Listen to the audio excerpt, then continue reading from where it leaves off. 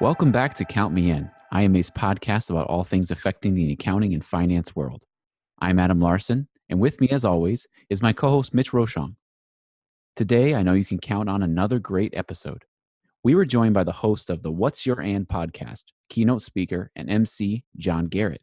John is an engaging motivator who looks to shatter accounting stereotypes and encourages everyone to develop stronger relationships with colleagues and clients. Tell us, Mitch, what was John's message throughout your conversation? John is referred to as the CPA turned catalyst for culture change, and his message is all about the future of professionalism. He has done extensive research on how people's hobbies and passions impact their careers and, in turn, create a stronger workplace culture. On his podcast, he talks to accountants, consultants, lawyers, and other professionals about all the things they do outside the office. His emphasis is on identifying how these interests positively impact the work they do. For our podcast, he shared some of his background and gave us a few interesting examples from his former guests to help explain the value of recognizing and calling on an individual's passion. With an accounting background and a unique perspective on workplace relationships, John explains how and why organizations can and should create cultures that attract and retain top talent.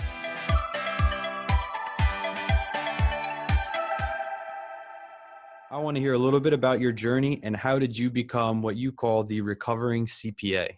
Yeah, so I graduated from the University of Notre Dame and then started at PricewaterhouseCoopers. I did that for 3.5, almost 4 years. And then in the meantime, was at a training. One of my first trainings was in LA. And so I took, there were 4 or 5 of us that it was like a 3 or 4 week training. And we would drive down on Thursdays to the Improv in Hollywood and watch Whose Line Is It Anyway would tape in the studio. And then they would come to the Improv and do an uncensored show in the middle of stand-up comedians before and after. And it was amazing. You're hanging out with Drew Carey and Colin Mockery and Ryan Stiles and all these, and then comedians. Adam Sandler would drop in and, just like nuts. And so, you see these stand-ups in Hollywood and you're like, well, I could be as not funny as some of these people. And and so I just started to do stand-up for fun, just as a hobby. It was clearly the exact opposite of doing internal audit and mergers and acquisition work. And it was, just a creative outlet. And and then over time, I accidentally got really good. And, I started to take vacation to go do it. And then I left public accounting and went into industry so that then I could, have a little more of a regular schedule. And just kept pursuing it. And then in May of 2005, left altogether to do stand-up full-time. Although I don't ever advocate that anyone does anything that ridiculous. Like, it's insane. It's insane. Don't quit your job. Keep it as a hobby. Like, it's nuts. And and then about 4 or 5 years ago, kind of married those two lives together in bringing some engagement and unique thought to corporate events. All staff meetings, partner retreats, executive, new manager training type things, or even just as an MC and hosting panels, because let's face it, I've been in the audience for a lot of these and they are not stimulating, I guess is the nicest way to say it. Very fair. Well, definitely an interesting journey, not one you hear too often from an accountant, but right. They're out there though, man. They're out there. We're cool. Don't let anybody tell you otherwise. No. I really enjoy the story. So, where you are now, how you married everything together, I guess in a nutshell, kind of tell me, what's your vision? What's your goal? What are you doing here to help companies kind of recognize why their culture matters and what do you have to offer them? Yeah, well, the ultimate goal is that when a teacher asks a kid, hey, what do you want to be when you grow up? They say, I want to be an accountant. And instead of astronaut or fireman or whatever ridiculous other job. No, I'm just kidding. They're not ridiculous, obviously. But yeah, I mean, it would be just so cool if people just quit looking at us and we quit looking at ourselves in this way. And so I'm out there just shattering the stereotype of what people and the saddest thing to me is that I think the people that believe the stereotype the most are accountants themselves. And it's just trying to get them to see that we all have a unique skill set and a unique talent that we bring to the office. And that expertise isn't always in our degrees and letters after our name with certifications. Sometimes this expertise is outside of work passions and interests that we have makes us better at our job. It gives us a unique skill or it makes us human and relatable to good coworkers, to people in other departments. And so it's been fascinating. About 4 years of research now that I put in, and just finding all kinds of examples and interviewing over 200 people and of all kinds, and just finding out that, hey, the stereotype is upside down. Actually, the stereotypical professional is someone who has multiple dimensions to them.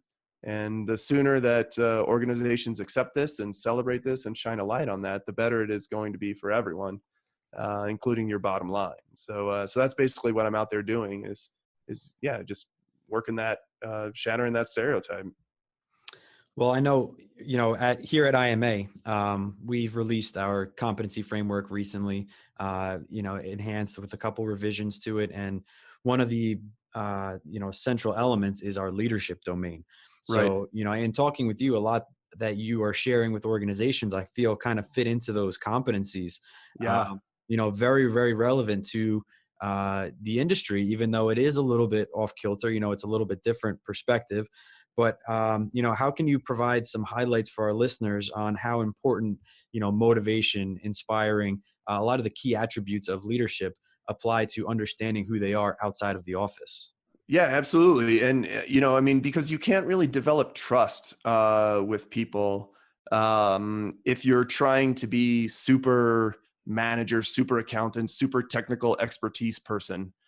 No one believes you. No one trusts you. That's very surface level.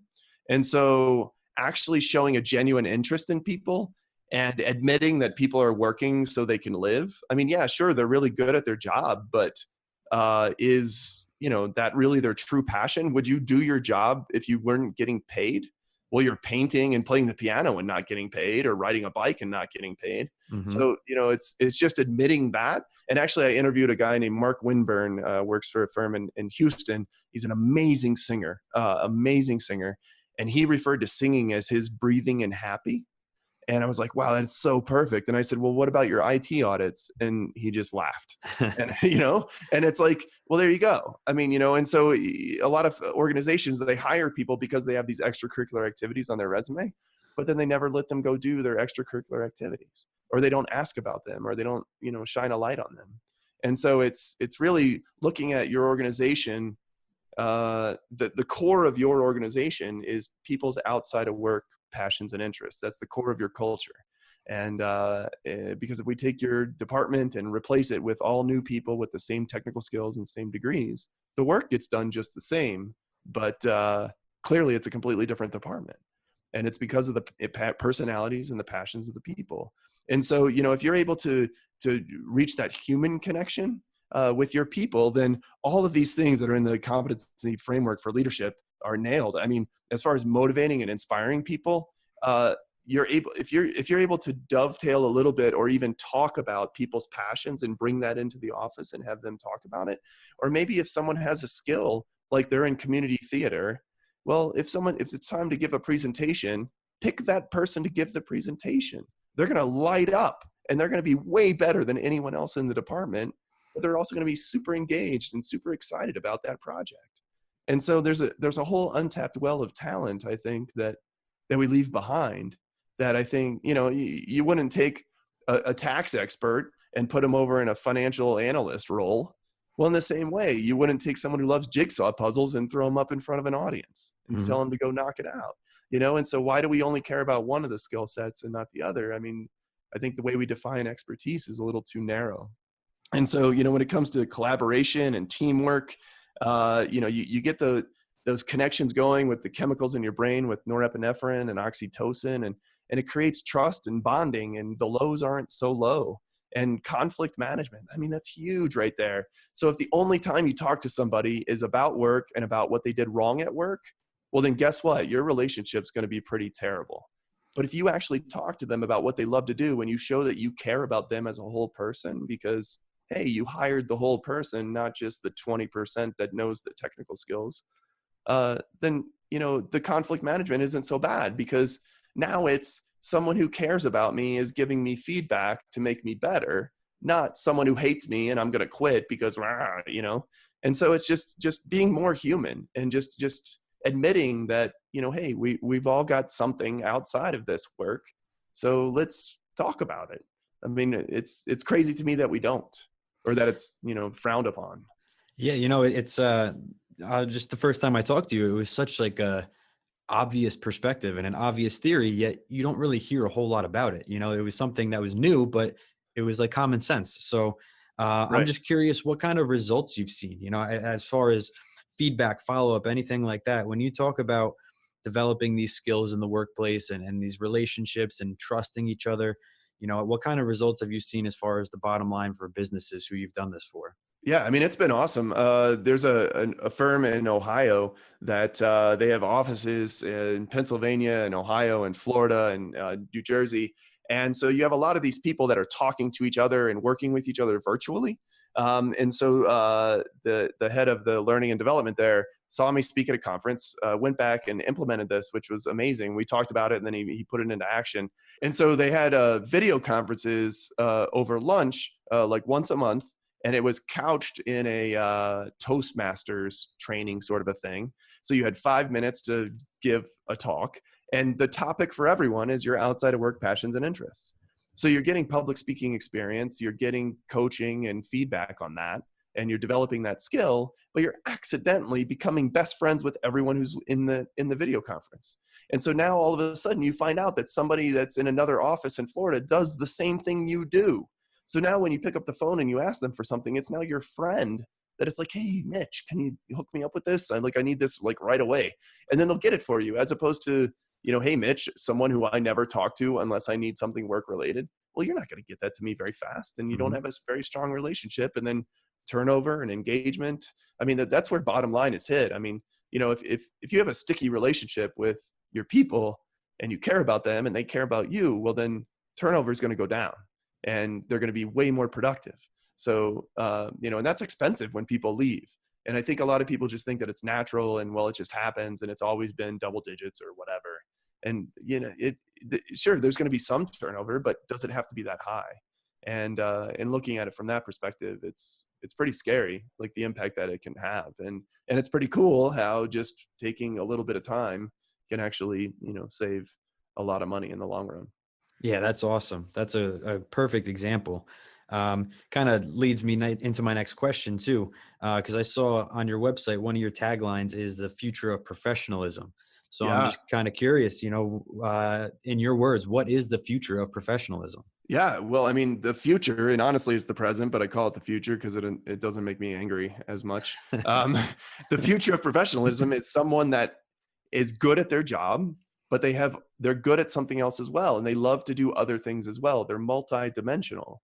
And there was a study done at Duke that showed that people that have more dimensions to them are less prone to anxiety and depression, because if everything's work related and you're all work all the time, then every decision that's lingering, you're so anxious about. And I mean, you're on edge. And then if you don't get that, well, now that's 100% blow to the face, you know, where if you have other sources of confidence and other sources of your identity, then, you know, you're okay with that. Yeah, it stings a little, but that's fine. You know, sun will come up tomorrow. We're all good. And then when you go to retire, you'll actually have something to go do because you have a life. You know, there's some people that organizations that I consult with, and some of the executives are like, hey, you know, I'm getting ready to retire and I don't really know what I'm going to go do. And that's super scary to me. Like, that's super scary because you've got another, I don't know, 20 plus years of good life yet left, and you don't know what you're going to go do with it. Like, wow, like that's nuts. And yeah, and so it's just trying to get people to see, you know, just the human side to all of us. And you know, because actually I did a little research about 100 years ago, in the up until the 1920s, at the largest bank in the UK, if you wanted to marry someone, you had to get permission from the bank who to marry. That was considered professional. And then at some point in time, everyone was Mr. So-and-so and Mrs. So-and-so, and in the office. And then we stopped doing that and we just started using first names. All of a sudden that's considered professional. And then at some point we stopped wearing ties. And then at some point we stopped wearing suits altogether. And then at some point we stopped even going to an office. And so is the, you know, the accountant who works from home in a hooded sweatshirt and gym shorts less professional and less good at their job than the person 100 years ago that required permission who to marry? No, they're just as good at their job. And so it's just acknowledging that and looking at people and kind of meeting them where they're at is where it's at, because that's how you attract and retain top talent. This has been Count Me In, IMA's podcast, providing you with the latest perspectives of thought leaders from the accounting and finance profession. If you like what you heard and you'd like to be counted in for more relevant accounting and finance education, visit IMA's website at www.imanet.org.